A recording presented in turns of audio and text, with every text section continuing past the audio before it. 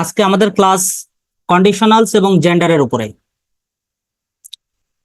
প্রথমেই বলি যে আমরা কন্ডিশনালটা করব কেন।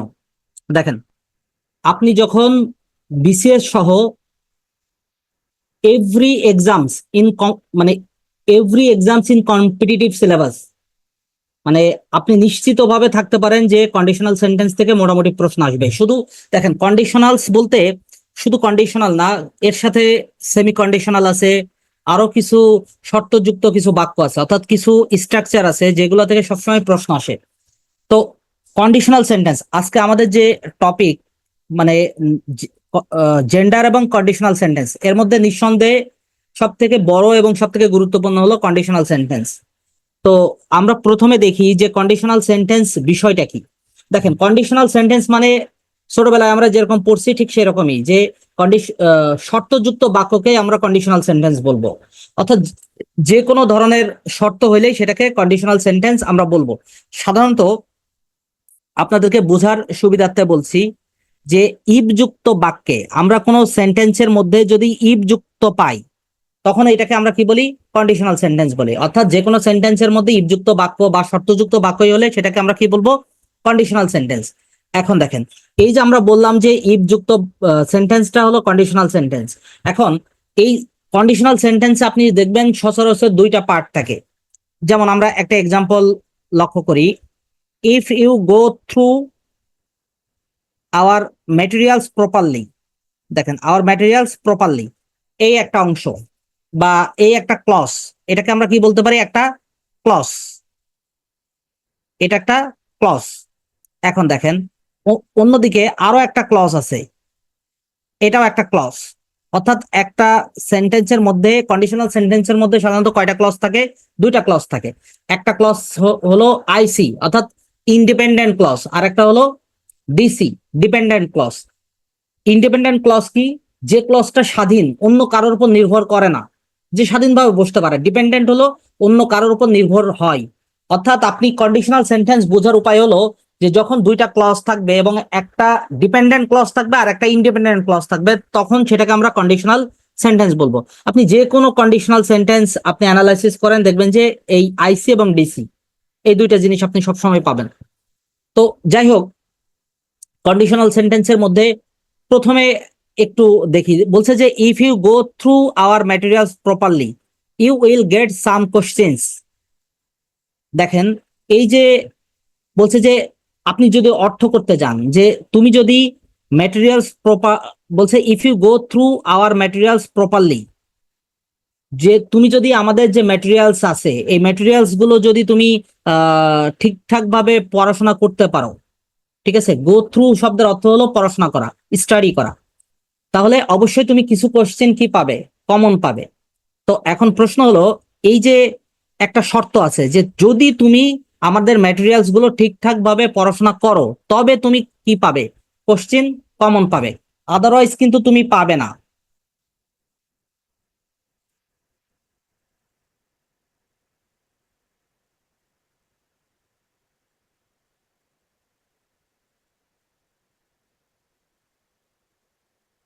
আচ্ছা, এখন এই কন্ডিশনাল সেন্টেন্সের, দেখেন একটু আমার সাথে খাতা, সবাই খাতা বের করেন। আজকে মোটামুটি লেখা আছে, অনেক কিছু লিখতে হবে আপনাকে, সো সেই অনুসারে খাতা বের করেন।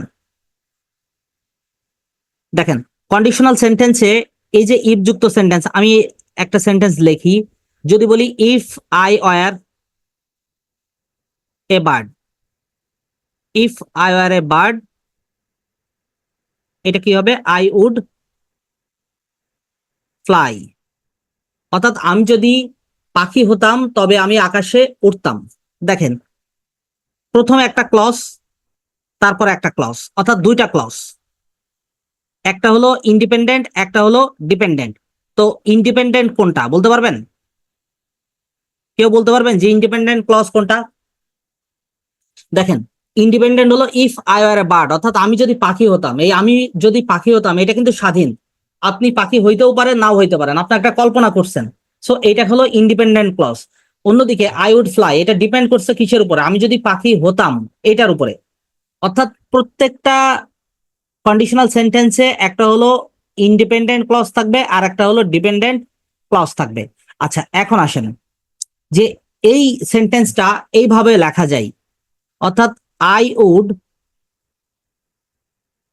Would fly if I were a bird, if I were a bird. বলা হচ্ছে যে আমি যদি পাখি হতাম তবে আকাশে উঠতাম। দেখেন দুইটা সেন্টেন্সের অর্থ মিনিং কিন্তু একই, কিন্তু সেন্টেন্স প্যাটার্ন একটু ভিন্ন। দ্যাট মিনস ইফ সেন্টেন্সের শুরুতেও বসতে পারে, ইফ সেন্টেন্সের মাঝখানেও বসতে পারে। কন্ডিশনাল সেন্টেন্সের এই বিষয়টা মাথায় রাখবেন। তবে ইফ যখন মাঝখানে বসবে তখন দেখেন যে এরপর আর কমা দেওয়ার প্রয়োজন নাই। বুঝতে পেরেছেন ব্যাপারটা? সো দুইটা ফরম্যাটেই কিন্তু আসতে পারে। তো আমরা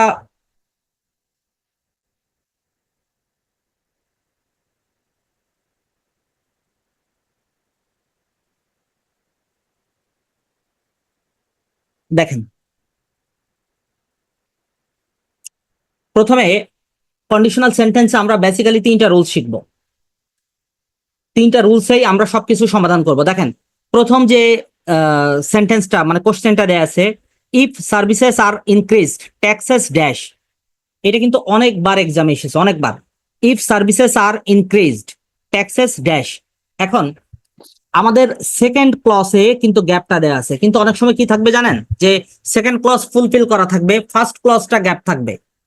সো আপনাকে তখন বুঝতে হবে, আপনি যদি একদম ভালোভাবে শিখেন কন্ডিশনাল, তাহলে ফার্স্ট ক্লসে গ্যাপ থাকুক আইদার সেকেন্ড ক্লসে গ্যাপ থাকুক, সেটা আপনার ক্ষেত্রে কোনো ভ্যারি করবে না। তো ইফ সার্ভিসেস আর ইনক্রিজড, এই যে প্রথমে আমাদের এই অংশটুকু দেখতে হবে, একদম এইটুকু দেখেন। আচ্ছা, কেউ বলতে পারবেন যে ইফের পরে সার্ভিসেস এখানে কি? সার্ভিসেসটা ভার্ব, সরি সাবজেক্ট। সার্ভিসেস হলো এখানে সাবজেক্ট, আর আর ইনক্রিজড এটা হলো ভার্ব। আমার প্রশ্ন হলো যে ইফের পরবর্তী যে ক্লজটা আছে এটা কোন টেন্স আছে? কেউ বলতে পারবেন কোন টেন্স আছে?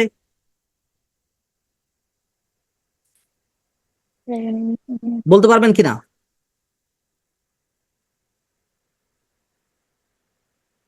দুই একজন করেন, রিপ্লাই করেন। আচ্ছা, আমি বলে দিচ্ছি যে ইফের পরে এইটা প্রেজেন্ট ইনডিফাইনাইট টেন্স আছে, প্রেজেন্ট ইনডিফিনিট টেন্স আছে, কিন্তু সেটা প্যাসিভ ভয়েসে, প্যাসিভ মুডে আছে। লক্ষ্য করে দেখেন যে সাবজেক্টের পর মানে যেটা অবজেক্ট, অবজেক্ট যখন সাবজেক্ট রূপে বসে, অর্থাৎ অবজেক্টের সাবজেক্টিভ ফর্ম, তো তারপরে কি বসবে? এম ইজ আর, তারপরে ভার্ব থ্রি, অর্থাৎ ভার্বের পাস্ট পার্টিসিপল ফর্ম। এটাই হলো প্রেজেন্ট ইনডিফিনিট টেন্সের প্যাসিভ মুড, প্যাসিভ ভয়েস আর কি। তো তার মানে ইফের পরে কোন টেন্স আছে? Present indefinite tense. তাহলে আমরা একটু আমাদের রুলস দেখেন, আমরা রুল নাম্বার 1, 1 নাম্বার রুলস শিখে ফেলেন।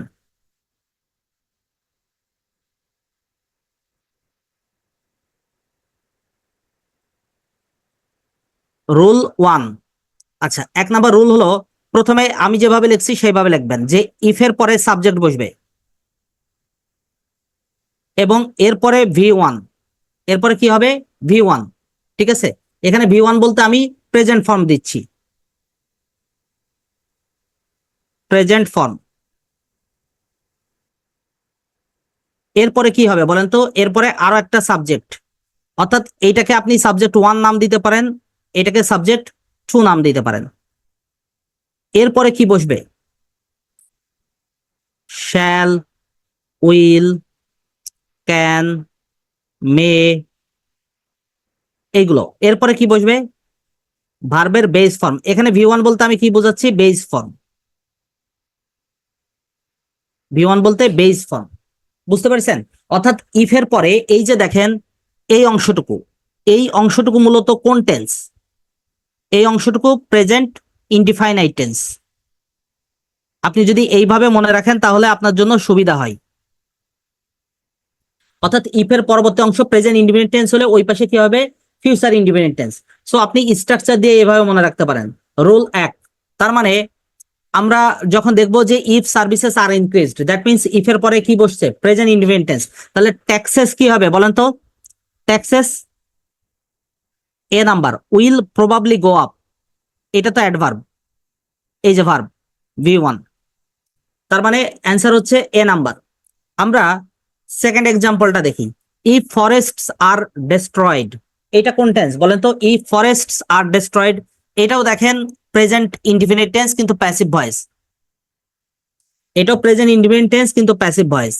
তো ইফ এর পরে প্রেজেন্ট ইনডিফিনিট টেন্স থাকলে এরপরে কি বসবে? পরবর্তী ক্লসে সাবজেক্টের পরে কি বসবে?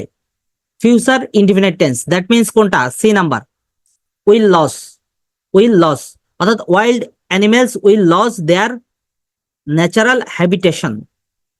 তারপরে যদি আমরা নেক্সট এক্সাম্পলটা দেখি, দেখেন এখানে আমি মাত্র 3টা রুলস আপনাদের সবকিছু শেখাই দিব।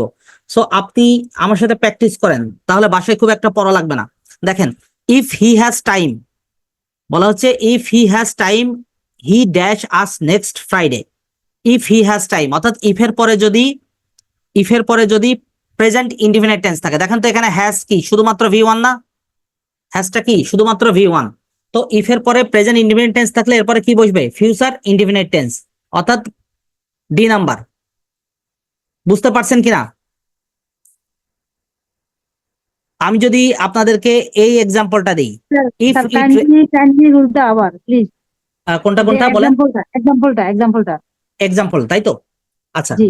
প্রথমে বলি যে আপনি ইফ দেখবেন, ইফের পরে সাবজেক্ট দেখবেন, সাবজেক্টের পরে হ্যাজ। এখন আপনি যখন হ্যাজ বসাবেন তখন আপনার অবচেতন মনে হবে যে সম্ভবত প্রেজেন্ট পারফেক্ট টেন্স, কারণ আমরা প্রেজেন্ট পারফেক্ট টেন্সে অভ্যস্ত, আমরা হ্যাবিচুয়েটেড যে ওখানে হ্যাভ বা হ্যাজ এর পরে কিন্তু V3 বসে। আমরা হ্যাভ বা হ্যাজ দেখলেই মনে করি প্রেজেন্ট পারফেক্ট টেন্স, এখানে হয়তো বা আপনার প্রবলেম হতে পারে। তো ওখানে আপনি লক্ষ্য করবেন যে প্রেজেন্ট পারফেক্ট টেন্সে কিন্তু হ্যাভ বা হ্যাজ এর পরে কিন্তু V3 বসবে, বাট এখানে কিন্তু শুধুমাত্র হ্যাভটা কি, হ্যাভ বা হ্যাজ কি আকারে বসছে? ভার্বের প্রেজেন্ট ফর্ম আকারে বসছে, অর্থাৎ শুধুমাত্র হ্যাজ আছে। হ্যাজটা তো অক্সিলারি ভার্ব হইতে পারে, আবার মেইন ভার্ব হইতে পারে। সো এখানে মেইন ভার্ব এবং কি প্রেজেন্ট ইনডিফিনিট টেন্স, শুধুমাত্র V1 বসছে। সো আপনি এই রুলসে কি বলছে যে ইফের পরে যদি প্রেজেন্ট ইনডিফিনিট টেন্স থাকে তাহলে ওই পাশে কি হবে? Future indefinite tense. তার মানে আনসার কোনটা হবে? Will visit. এবার কি বুঝতে পারছেন? না বুঝতে পারলে আবার বলেন, আমি আবার বুঝাবো। না ঠিক আছে, ধন্যবাদ। আচ্ছা, এখন আমি যেটা মার্ক করলাম, গোল মার্ক করলাম, এটা একটু আমাকে সলভ করে দেন। ইফ ইট রেইনস, সবাই দেখতে পারছেন কিনা? If it rains we dash ludo. If it rains, দেখেন এই B number, we will play হবে। উই উইল প্লে, কারণ এখানে ইফ এর পরে কি আছে? V1, অর্থাৎ প্রেজেন্ট ইনডিফিনিট টেন্স। তো প্রেজেন্ট ইনডিফিনিট টেন্স থাকলে ওই পাশে কি হবে বলেন তো? Future indefinite present tense. এই পাশে future indefinite tense. Future indefinite. দেখেন এরকম আমি আপনাদেরকে 5টা এক্সাম্পল দেখালাম, আমি যদি আপনাকে 500 এক্সাম্পল বা 5000 এক্সাম্পলও দেই, একই নিয়মে হবে। কন্ডিশনাল সেন্টেন্সে আমি তো বললাম যে 3টা নিয়ম আপনি ভালো করে শিখবেন, আর এর কিছু মেকানিজম আছে, এগুলো শিখে যাবেন। কন্ডিশনাল আপনি সলিড নাম্বার পাবেন, এখানে ভুল হবেই না। আর এই কোশ্চেন গুলো আপনি যখন এক্সামে ভুল করবেন তখন আপনি প্রিলিমিনারি সিটকে যাবেন মোটামুটি। এই কোশ্চেন গুলো ভুল করা যাবে না, কোনোভাবেই যাবে না এই কোশ্চেন গুলো ভুল করা। আচ্ছা, এখন আমি একটু এই এক্সাম্পলটা দেখাই। ইফ ইউ লিসেন, দেখেন ইফ ইউ লিসেন এটা কি বলেন তো? V1। তাহলে you will answer them easily, বলছে if you listen to the question carefully you will answer them easily. দেখেন তো রিলেট করতে পারেন কিনা যে ইফ এর পরে প্রেজেন্ট ইনডিফিনিট টেন্স হয়েছে, এরপরে কি বসছে? Future indefinite tense. তাহলে আমরা এটা রিলেট করতে পারলেই কিন্তু আমাদের রুল 1 কিন্তু হয়ে যাবে। তাহলে রুল 1-এ কারোর প্রবলেম আছে? কারোর প্রবলেম থাকার কথা না। এইবার আমি আপনাদেরকে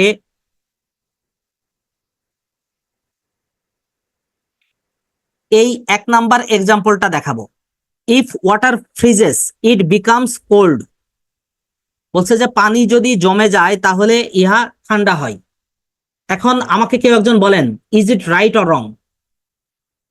আমি আপনাদের সুবিধার্থে একটু করে বলে দিই, ইফ এর পরে ওয়াটারটা সাবজেক্ট, এখানে ফ্রিজেস কি বলেন তো? ভার্বের প্রেজেন্ট ফর্ম, অর্থাৎ ইফের পরে কি বসছে? ইফের পরে প্রেজেন্ট ইনডিফিনিট টেন্স। তাহলে কি পরবর্তী ক্লজটা ঠিক আছে কিনা? ঠিক আছে, কারণ এটা সায়েন্টিফিক্যালি ট্রুথ, এটা zero conditional rules according to. এখন এখানে একটা বলি, এই যে রুল 1 শিখাইলাম না, রুল 1 আপনারা যে খাতায় নোট করে নিয়েছেন, এই নোটের পাশে একটা নোটাবিনি লিখে নেন, NB নোটাবিনি একটা লিখে নেন। এটা হলো যে লেখেন উপরোক্ত, এইভাবে লেখেন, উপরোক্ত স্ট্রাকচারে যদি উপরোক্ত স্ট্রাকচার এ যদি লেখেন habitual fact, habitual fact, scientific scientific truth, universal truth, truth,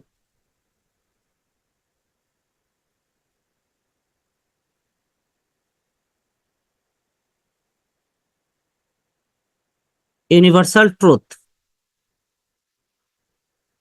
ইত্যাদি থাকে,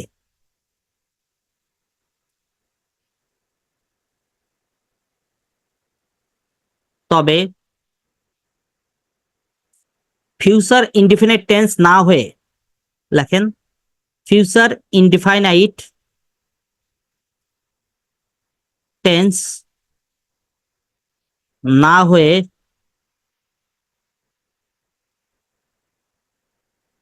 প্রেজেন্ট ইনডিফাইনাইট টেন্স হবে।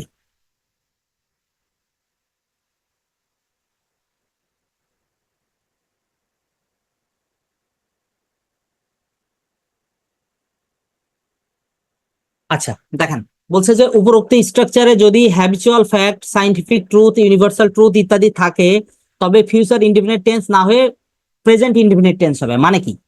মানে হলো এই যে এখানে দেখেন এই সেন্টেন্স গুলাতে, এই সেন্টেন্সের এই যে প্রথম অংশে যে প্রেজেন্ট ইনডিফিনিট টেন্স আছে না, এই এই অংশে কোনো না কোনো ভাবে যদি হ্যাবিচুয়াল ফ্যাক্ট বসে, হ্যাবিচুয়াল ফ্যাক্ট কোনগুলা? Regularly, daily, occasionally, sometimes, usually, এইগুলো থাকলে, এই ওয়ার্ডগুলো থাকলে সেটা কি বোঝায়? Habitual fact. আমরা সাইন্টিফিক ট্রুথ কোনগুলা? যেগুলো বৈজ্ঞানিকভাবে সত্য।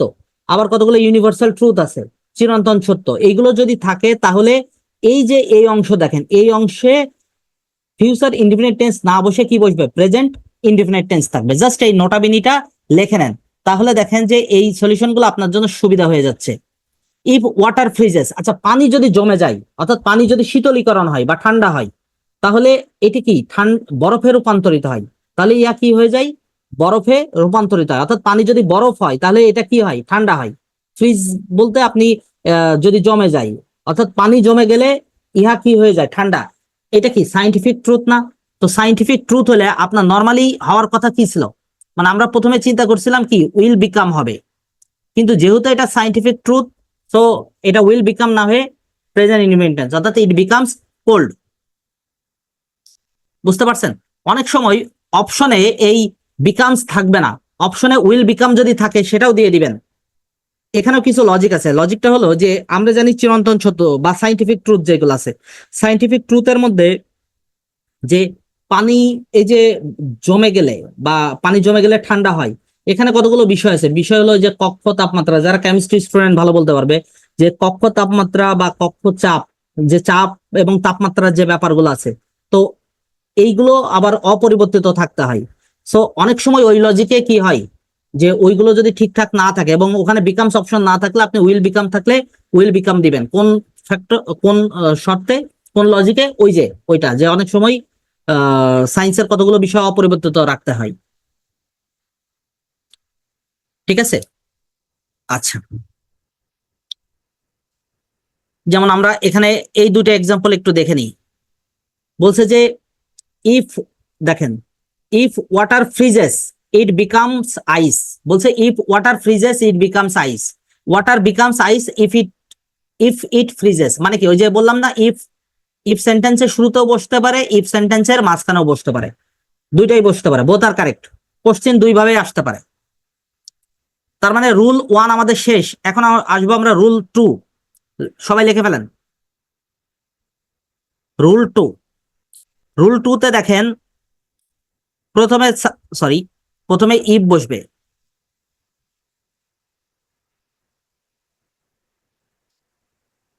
লেখেন ইফ, ইফের পরে সাবজেক্ট 1 অর্থাৎ সাবজেক্ট।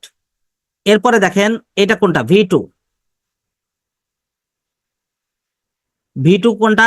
Past indefinite. অর্থাৎ পাস্ট টেন্স। এটা আর লেখার দরকার নাই, ভি টু। ভি টু বলতে আমরা সবাই চিনি। আচ্ছা,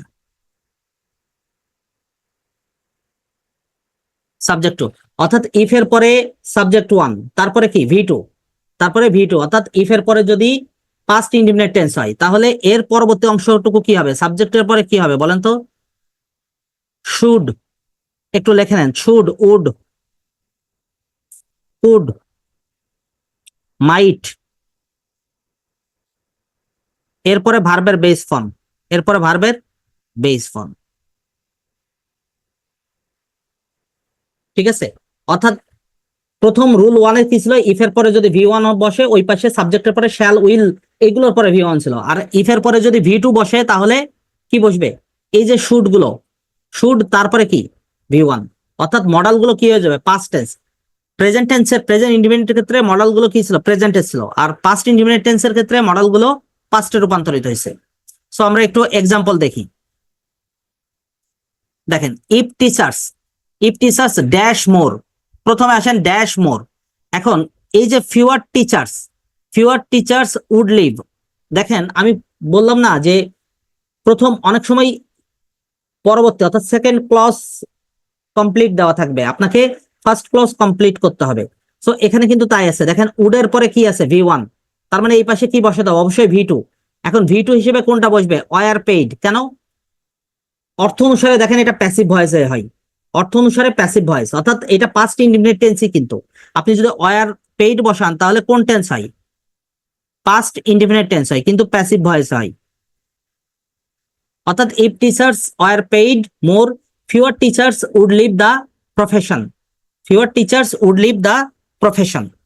বুঝতে পেরেছেন বিষয়টা? এবার যদি বলি পরবর্তী এক্সাম্পলে, যদি বলি if I found a lost dog, দেখেন ইফ এর পর আই ফাউন্ড, এটা কি বলেন তো, ভি টু। এটা যদি ভি টু হয় তাহলে এই পাশে কি হবে, কে বলতে পারবেন? ইফ এর পরে যদি ভি টু হয় তাহলে পরবর্তী অংশটুকু কি বসবে? শুড, কুড, মে, মাইট, এগুলো হ্যাঁ যে কোনো দেখেন, একটা প্লাস ভার্বের বি ওয়ান। হ্যাঁ ভার্বের ভি ওয়ান, তার মানে কোনটা হচ্ছে আমাদের আনসারটা হচ্ছে এ নাম্বার, উড রিটার্ন, তাই তো, উড রিটার্ন। আমরা আরো কয়েকটা এক্সাম্পল দেখি। ইফ শি অ্যাট, অ্যাট এটা কি বলেন তো, ভি টু। তাহলে এরপরে দেখেন তো উড, শুড, কুড যে কোনো একটা বসছে, তারপরে কি ভি ওয়ান বসছে না? এখানে দেখেন ইফ আই হ্যাড মানি, এখানে হ্যাড দেখলে অনেকেই পারফেক্ট টেন্সের সাথে গোলাই ফেলবে, বাট এখানে কিন্তু হ্যাড কি আকারে বসছে, মেইন ভার্ব আকারে বসছে এবং ভি টু। হ্যাড এখানে কি মেইন ভার্ব এবং ভি টু। সো এখানে আনসার কোনটা হবে, I would give, I would give, অর্থাৎ উড প্লাস ভি ওয়ান। বুঝতে পেরেছেন বিষয়টা? কারো কোনো কোশ্চিন আছে কিনা? রুল টু এখানেই শেষ, রুল টুর আর কোনো কিছু নাই। বুঝতে পেরেছেন?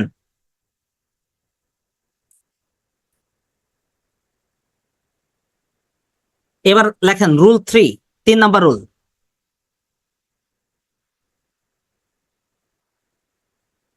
আচ্ছা, 3 নম্বর রুল আমার সাথে লেখেন।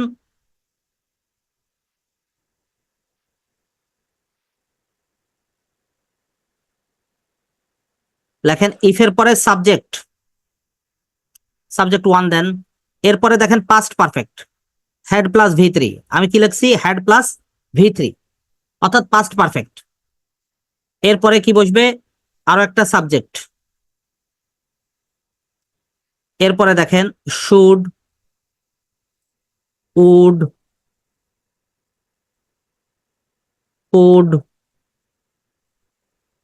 মাইট, এবং এরপরে কি বসবে বলেন?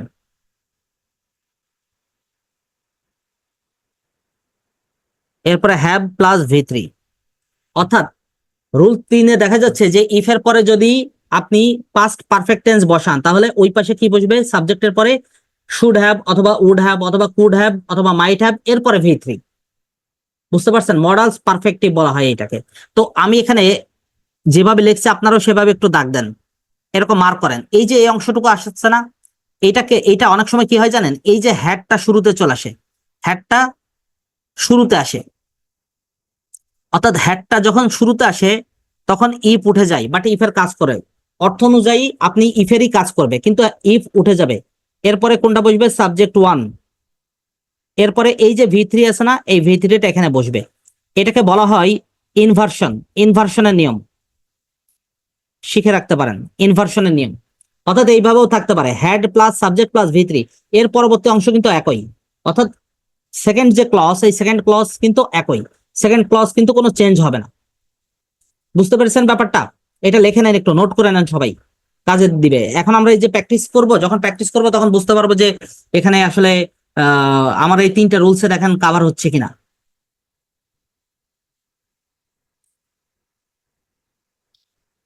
আচ্ছা, এখন আমরা এক্সারসাইজে চলে যাই। দেখেন এই এক্সাম্পলটা আমরা লক্ষ্য করি। দেখেন বলছে if I had scene. If এর পরে কি?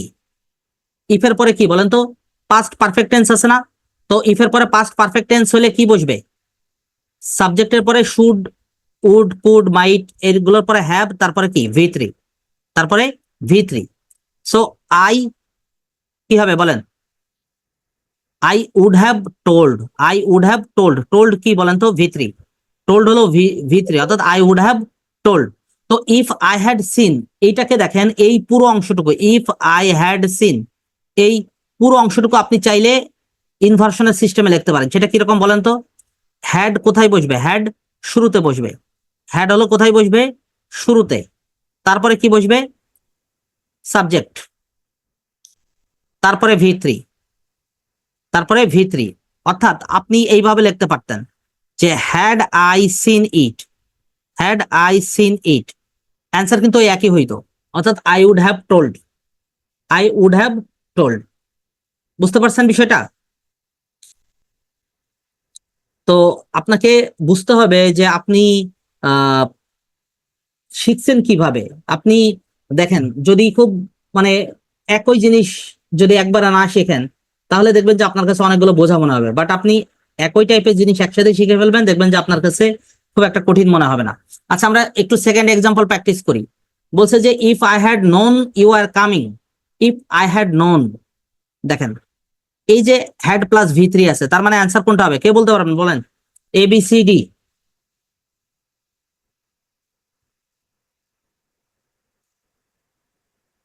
বলেন, কে বলবেন? I would এটা have gone would to have the gone station. Number, ABCD D number, D. না, ডি নাম্বার কেন হবে? C number. আমি এই আই যে উড, নিচেরটা আই ভুল করছি। আই হ্যাঁ, would see have number plus V3। হ্যাঁ, সি নাম্বার। তার মানে ওই যে এই রুলসটা সবসময় মনে রাখবেন অল টাইম, যে ইফ এর পরে যদি প্রেজেন্ট পারফেক্ট টেন্স হয়, সরি পাস্ট পারফেক্ট টেন্স হয়, তাহলে এরপরে কি বসবে? সাবজেক্টের পরে should have, would have, could have, might have, এরপরে V3। বুঝতে পেরেছেন? আমরা এই এক্সাম্পলটাও একটু দেখব। বলেন, সলিউশন করেন। ইফ হি হ্যাড কাম, দেখেন তো হ্যাড প্লাস V3 কিনা? If he had come on time, I কি? I would have gone, I would have gone. বুঝতে পেরেছেন? রুলস হয়, আসলে রুলস আলাদা কিছু না। আমি বলছিলাম যে এই 3টা রুলসের মধ্যে সবকিছু শিখাই দেবো। দেখেন তো, had dash, had he dash anything, he would have told. দেখেন ডান পাশের অংশ, অর্থাৎ সেকেন্ড ক্লসে অলরেডি কি আছে? উড হ্যাভ প্লাস V3 দেওয়া আছে না? তো উড হ্যাভ প্লাস V3 হইলে ফার্স্ট ক্লসে কি হইতে হবে? ইফ এর পরে পাস্ট পারফেক্ট টেন্স অথবা হ্যাড শুরুতে আসবে, তারপরে সাবজেক্ট, অর্থাৎ ইনভার্সনের নিয়ম। এই যে এটা ইনভার্সনের নিয়ম। তার মানে কি? হ্যাড এর পরে সাবজেক্ট, তারপরে কি বসবে? V3 বসবে। তো V3 কোনটা? Known. Had he known anything he would have told me. বুঝতে পেরেছেন? অর্থাৎ এই V3টা বসবে এখানে। এখানে দেখেন আরো কতগুলো এক্সাম্পল আছে, এগুলো একটু প্র্যাকটিস করলে আপনার আর সমস্যা হবে না। এই 2 নম্বরটা একটু দেখেন আমাকে। ইফ বাদ দিয়ে লিখলে যা হয়, অর্থাৎ ইফ বাদ দিয়ে লিখলে প্রথমে কি? হ্যাড, হ্যাড আই, অর্থাৎ হ্যাড এর পরে সাবজেক্ট, তারপরে এটা কি বলেন তো? বিনটা কি? V3। অর্থাৎ had I been a prime minister, I would have removed, I would have removed. So এই সেকেন্ড অংশটুকু গ্যাপ থাকতে পারে, ফার্স্ট অংশটুকু গ্যাপ থাকতে পারে। কোশ্চেন যেভাবে দিবে আপনি সেইভাবেই সলিউশন করবেন। বুঝতে পেরেছেন? তো কন্ডিশনালের এই তিনটা রুলস চলে গেল, অর্থাৎ আমি যে এই যে তিনটা রুলস শেখাই দিলাম না, এই তিনটা রুলস এর ভিতরেই দেখবেন যে পরীক্ষায় সব কভার হয়ে যাবে। আপনি এই তিনটা রুলস ভালো করে আয়ত্ত করেন, আমি যেগুলো লেকচার নোটে এক্সারসাইজ দিয়ে দিচ্ছি সেগুলো সবগুলো প্র্যাকটিস করে ফেলেন, পাশাপাশি কোনো বই থেকে পড়লে করে ফেলেন, দেখবেন যে পড়াশোনাটা অনেক গোছায় গেছে। আচ্ছা, এখন আসেন,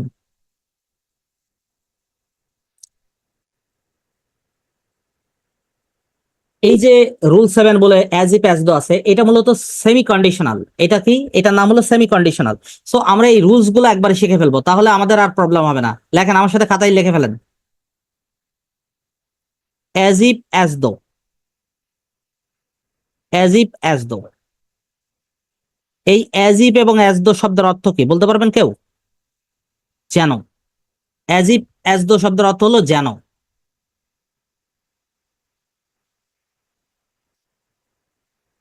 এরপরে দেখেন,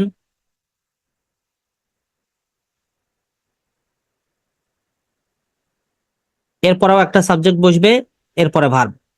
এখন দেখেন, সাবজেক্টের পরে অ্যাজ ইফ বা অ্যাজ দো দুইটার ক্ষেত্রেই, অ্যাজ ইফ বা অ্যাজ দো দুইটার ক্ষেত্রেই এই পাশের অংশে যদি V1 হয়, অর্থাৎ সাবজেক্টের পরে V1 বলতে কি, যদি প্রেজেন্ট ইনডিফিনিট টেন্স হয়, দুইটার ক্ষেত্রেই কিন্তু অ্যাজ ইফ এবং অ্যাজ দো দুইটার ক্ষেত্রেই, অ্যাজ ইফ এবং অ্যাজ দোর বাম পাশে যদি প্রেজেন্ট ইনডিফিনিট টেন্স হয়, তাহলে ডান পাশে হবে পাস্ট ইনডিফিনিট টেন্স। একদম লিখে ফেলেন V2, আমি এইভাবে লিখে দিচ্ছি, তাহলে আপনার জন্য মনে রাখার সুবিধা হবে। আর অ্যাজ ইফ বা অ্যাজ দোর বাম পাশে যদি পাস্ট ইনডিফিনিট টেন্স হয়, তাহলে এই পাশে হবে past perfect tense, had plus V3।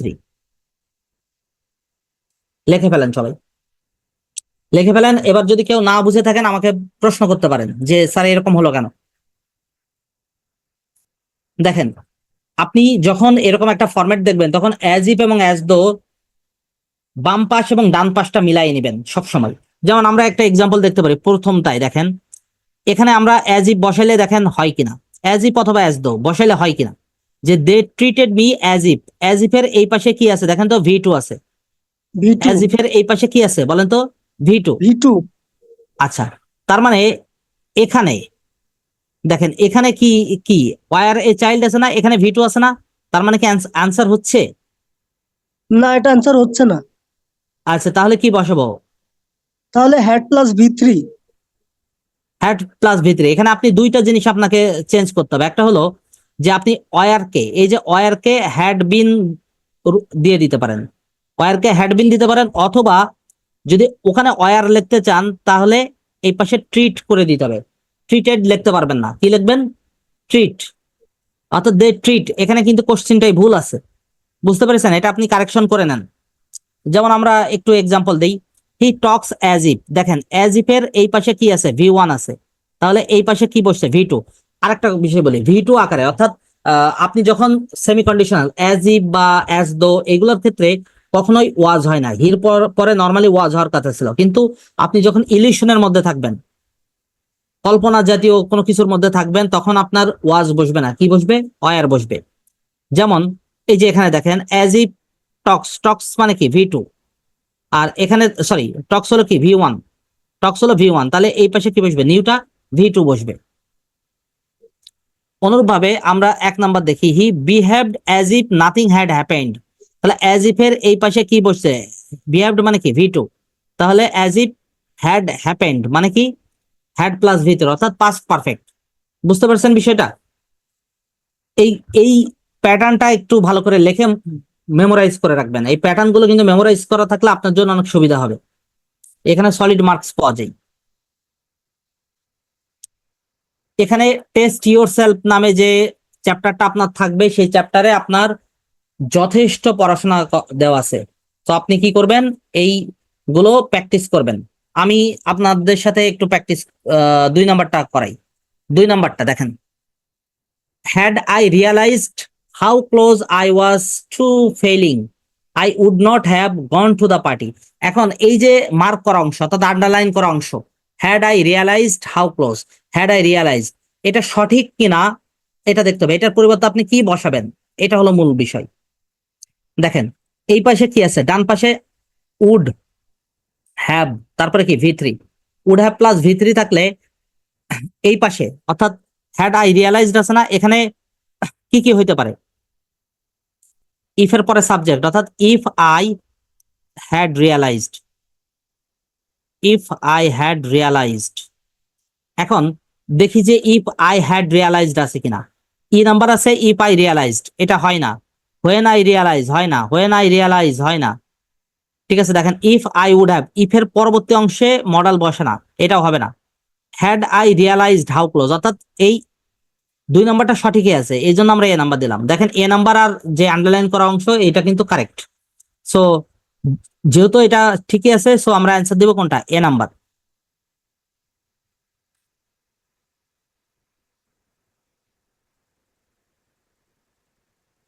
তো এখানে আমরা একটু দেখি,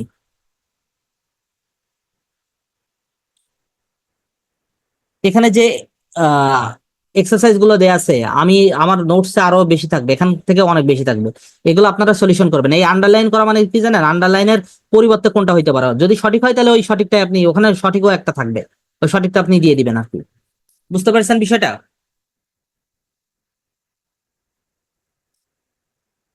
আচ্ছা, এখন আমরা আমাদের কন্ডিশনাল কিন্তু এতটুকুই, এর বাইরে কন্ডিশনাল নাই। কারোর কোনো প্রশ্ন থাকলে করতে পারেন। আমরা এখন খুব সহজে, মানে খুব অল্প সময়ের ভিতরে আমরা জেন্ডারটা পড়ে ফেলবো। খুবই অল্প সময় লাগবে, আমাদের বেশি সময় লাগবে না, কারণ জেন্ডারটা আপনাদেরকে বাসায় পড়তে হবে। সো একটু লেখেন, একটু খাতায় আপনারা নোট করে নেন, তাহলে সুবিধা হবে।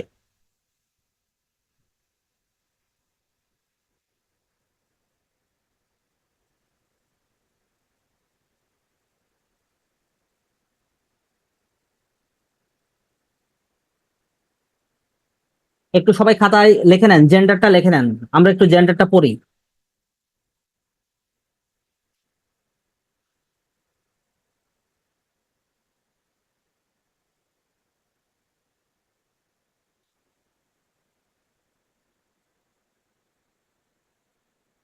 আচ্ছা,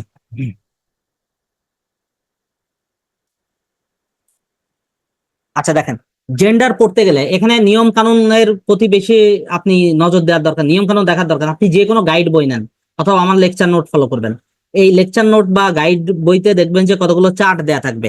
আপনাকে মেইনলি পড়তে হবে কোনটা, আমি বলি ম্যাসকুলিন এবং ফেমিনিন জেন্ডার। ম্যাসকুলিন এবং ফেমিনিন জেন্ডার।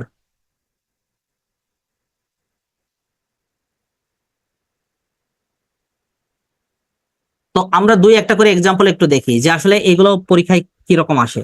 দেখেন, প্রথমে যদি বলি ম্যাসকুলিন, ব্যাচেলর। ব্যাচেলর মানে কি, অবিবাহিত পুরুষ। এটার ফেমিনিন জেন্ডার কি হবে জানেন? এটা Step. মেইড দিতে পারেন অথবা স্পিন স্টার দিতে পারেন, স্পিন স্টার দিতে পারেন। তারপরে যদি বলি বাক, বাক মানে কি বলেন তো? বাক, বাক মানে কি? পুরুষ হরিণ। আমি যেগুলো পরীক্ষায় এসেছে বিগত বছরে সেইগুলো নিয়ে একটু একটু লিখছি, এগুলো আসলে নোট করার দরকার নাই, এগুলো আমার সাথে দেখেন, আপনারা বই থেকে পড়ে ফেলবেন। ঠিক আছে, ডো, ডো মানে মহিলা, মহিলা হরিণ। এবার লেখেন ড্রেক। আপনারা ড্রেক শব্দটার সাথে মনে হয় খুব একটা পরিচিত না, না? পাতিহাঁস। ড্রেক মানে পাতিহাঁস। আর এর ফেমিনিন জেন্ডার কোনটা? ডাক। ডাক। যেমন র্যাম, র্যাম মানে কি বলেন তো? র্যাম মানে পুরুষ ভেড়া, র্যাম মানে পুরুষ ভেড়া। হ্যাঁ। হ্যাঁ, র্যাপ মানে পুরুষ ভেড়া। আর ইয়া কি বলেন তো, বলতে পারবেন? ই, ইউ, ইউ শব্দের অর্থ কি? মহিলা ভেড়া। তো এই যে এরকম যে চার্ট গুলো আছে, যে একটা ম্যাসকুলিন থেকে ফেমিনিন জেন্ডার রূপান্তর, এইগুলো আমাদের পরীক্ষায় সবসময় আসে। ঠিক আছে, এইগুলো ভালো করে পড়বেন। যেমন আমি আরো এক টাইপের এক্সাম্পল দিচ্ছি, অথর। অথর মানে কি বলেন তো? লেখক। এটার ফেমিনিন জেন্ডার কি হবে? অথরেস। এটা কিন্তু আমরা অনেকেই জানি, অথরেস। ঠিক আছে, তারপরে যদি বলি পয়েট, এখানে দেখবেন যে বইতে বেশ কিছু নিয়ম থাকবে, উপর ওই নিয়মগুলো পড়বেন না, নিয়ম না পড়ে এইগুলো রিডিং আকারে পড়তে থাকেন। পয়েটেস, পয়েটেস। যেমন ধরেন কতগুলো ল্যাটিন ওয়ার্ড আসে, বুঝছেন? ল্যাটিন ওয়ার্ড থেকে বা বিদেশি ফরেন যে ওয়ার্ড গুলো আছে সেই ওয়ার্ড গুলো থেকে আসে। যেমন ধরেন অ্যাডমিনিস্ট্রেশন, অ্যাডমিনিস্ট্রেটর, অ্যাডমিনিস্ট্রেটরের ফেমিনিন জেন্ডার কি হবে, কেউ বলতে পারবেন? অ্যাডমিনিস্ট্রিক্স। Tricks. অ্যাডমিনিস্ট্রেট্রিক্স, এই ট্রিক্স এগুলো আলাদা করে মনে রাখবেন। অর্থাৎ টরকে চেঞ্জ করে অনেক সময় আমরা কি লিখি, ট্রিক্স। এবার লেখেন, যদি বলি জন, অনেকের নাম থাকে না জন, জন হলো পুরুষবাচক শব্দ, আর এর ফেমিনিন জেন্ডার কি, জেন। ফেমিনিন জেন্ডার হলো জেন, ঠিক আছে?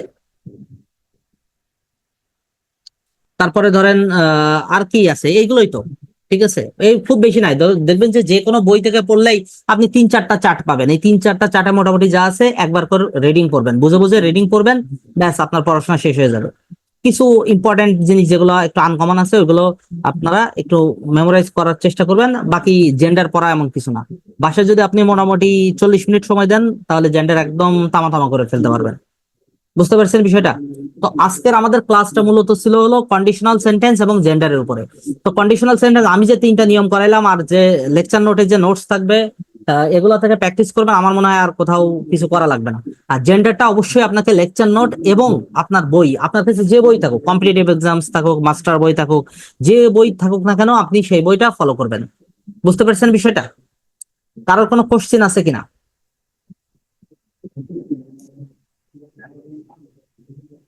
আচ্ছা, যেহেতু ইয়ানাই আমাদের ক্লাসে মোটামুটি আহ যা পড়াইলাম এইগুলোই ভালো করে পড়বেন, তাহলে দেখবেন যে আশা করি এই টপিকগুলোতে সমস্যা হবে না। ঠিক আছে, আল্লাহ হাফেজ, সবাই ভালো থাকবেন।